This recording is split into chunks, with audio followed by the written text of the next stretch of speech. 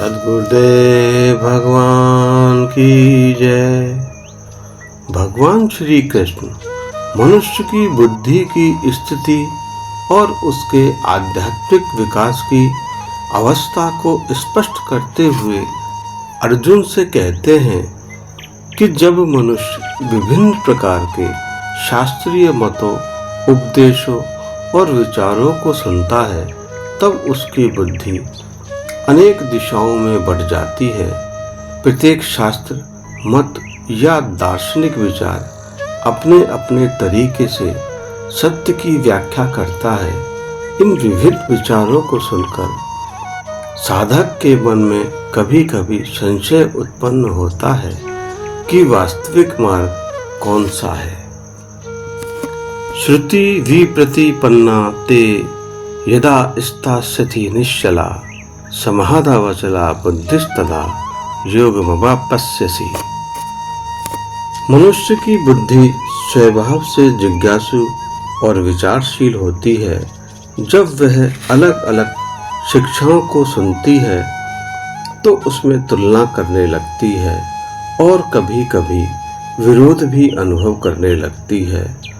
परिणाम स्वरूप उसकी मानसिक अवस्था स्थिर नहीं रहती।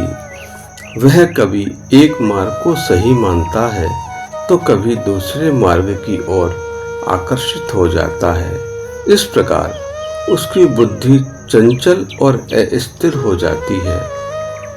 आध्यात्मिक साधना का वास्तविक उद्देश्य केवल ज्ञान संग्रह करना नहीं, बल्कि उस ज्ञान के आत्म अनुभूति में परिवर्तित करना है। जब तक मनुष्य केवल सुनता और सोचता है तब तक उसकी बुद्धि बहस और तर्क के स्तर पर रहती है, किंतु जब साधना, ध्यान और आत्मचिंतन के माध्यम से वह अपने भीतर सत्य का अनुभव करने लगता है तब उसकी बुद्धि धीरे धीरे स्थिर होने लगती है, जिससे मन और बुद्धि पूर्ण रूप से शांत और केंद्रित हो जाते हैं, जिससे साधक की बुद्धि इस समाधि में अचल हो जाती है। उसे बाहरी विचार, मतभेद या प्रलोभन विचलित नहीं कर पाते हैं और वह सही अर्थों में योग को प्राप्त हो जाता है। स्थित प्रज्ञस्य का भाषा समाधिस्तस्य केशवे स्ततधि किम प्रभाषेत किमासीत व्रजेत किम।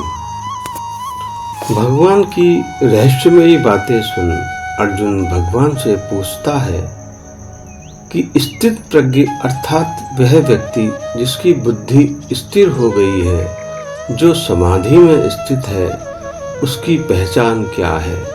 वह किस प्रकार बोलता है, कैसे बैठता है, किस प्रकार चलता है।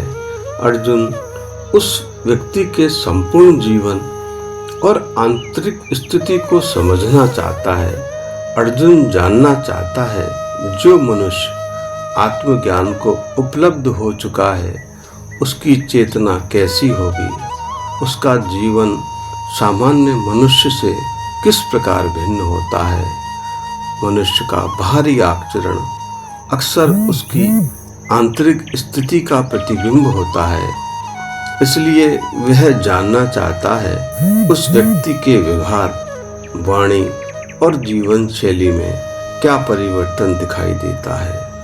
वह व्यक्ति सुख, दुख, लाभ, हानि, सफलता, असफलता के बीच किस प्रकार संतुलित रहता है।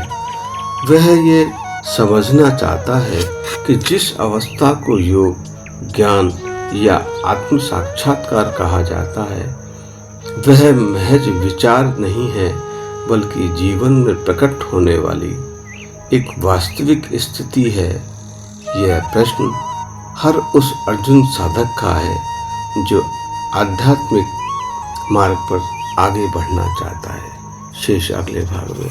जय श्री कृष्ण।